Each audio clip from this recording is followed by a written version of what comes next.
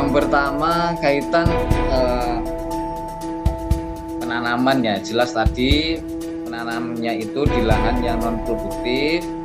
Yang kedua untuk perawatan pengadaan bibit ya Pak D ya. Untuk pengadaan bibit itu sendiri ada dua cara memang di kami. Satu kerjasama secara formal ataupun non formal, legal ataupun non legal. Kalau kerjasama kerjasama dengan kami yang legal, yang formal, itu ada aturan memang. Yang satu hak dan kewajiban antara kami kelompok sama calon kelompok. Yang pertama, dalam pengadaan bibit, pembelian bibit itu dengan kelompok kami di harga 2.500 per batang. Nah, dengan konsekuensi bahwa nanti untuk hasil panen itu kami sebagai kelompok berkewajiban untuk membeli hasil panen tersebut ataupun mencarikan buyer tempat untuk menjual hasil panen. Oke. Itu dengan harga bibit di awal 2.500 dan harga jualnya pun kami membelinya lebih tinggi Pak D. Kalau di luar kelompok kami membeli hasil daun itu, panen daun per kilo itu di angka 700 sampai 800, bahkan sampai 600. Akan tetapi kalau yang bukan kelompok kami menjual bibitnya seharga 1.500 per batang. Ya, itu 1.500 per batang. Dan hasil panennya nanti kami belinya ya daun per kilo kisaran harga 600 sampai 500. Sampai 800. Kalau daun berapa tadi? Kalau yang bergabung dengan kami belinya itu 1.000 sampai 1.050 ya.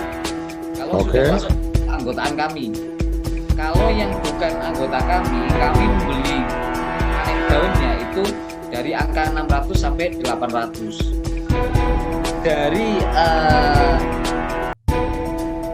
hal tersebut, maka kami selalu menghimbau pada teman-teman itu ketika budidaya lebih baik kita bergabung sama kelompok yang sudah jalan. Walaupun sama harga beli bibitnya itu kita cenderung lebih mahal, tapi yang pertama keuntungannya adalah jaminan kita untuk bisa menjual hasil panen dengan cepat. Kedua, harga hasil panen yang lebih tinggi. Yang keempat, jaminan kualitas dari hasil daun itu sendiri terjaga, karena memang dari kami ada pengendalian ya, ada pemantauan kaitan dengan SOP pemanenan, cara menennya bagaimana, daun yang dipanen itu seperti apa, yang sudah tua atau semuanya dipanen. Itu sedikit kaitan kita panen daun. Nah, tadi ditanyakan oleh Pak D, kapan kita mulai panen daunnya? Ketika kita bicarakan kapan kita panen daun, itu bisa kita lakukan 4 bulan setelah penanaman, 4 bulan setelah tanam. Jadi usia 4 bulan kita bisa melakukan panen pertama. Nah, biasanya di panen pertama itu satu pohon paling menghasilkan sekitar 0,2 sampai 0,3 kilo. Batang daun atau daun aja? Daunnya. Oh, daunnya, oke. Untuk daunnya lah. Nanti panen daun itu sampai usia tanam standar ya, pakai usia tanam standar itu 2 tahun. Jadi kalau udah 2 tahun harus peremajaan. Enggak harus juga, itu minimal standar. Nah itu mau sampai kapanpun asalkan kita belum mau panen batang umbinya itu nggak masalah. Kita adanya panen daun terus. Nah, untuk umbinya kan bisa diproduksi menjadi tepung yang terutama tepung untuk diekspor itu. Kalau untuk ekspor itu sudah bentuk tepung. Cuman hari ini itu sudah ada beberapa home industri yang sudah menggunakan bahan baku dari talas bening, seperti kita membuat kue brownies itu dasarnya talas bening. Terus ada keripik talas bening. Bahkan malah di Pandeglang, Pak D. Untuk pemanfaatan itunya ya, umbi sama itunya ya.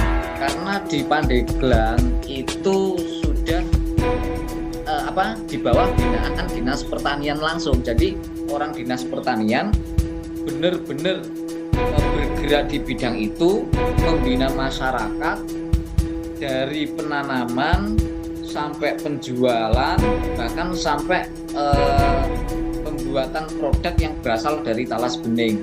Semuanya diurus sama dinas. Nah, warga khususnya ibu-ibu yang mengelola itu seperti kelompok wanita tani ya, itu benar-benar dibudayakan kalau di sana. Nah, saya di Wonosobo sendiri ingin seperti itu, cuman memang butuh pengorbanan juga, Pak. Maksudnya pengorbanan apa ya? Pengorbanannya gini, kebanyakan warga di sini itu belum mau percaya kalau belum melihat bukti. Akhirnya saya waktu itu ya memang harus jatuh bangun untuk menanamkan kepercayaan kepada masyarakat bahwa ini loh talas bening itu ada nilai jualnya. Itu sangat sulit sebenarnya, Pak D.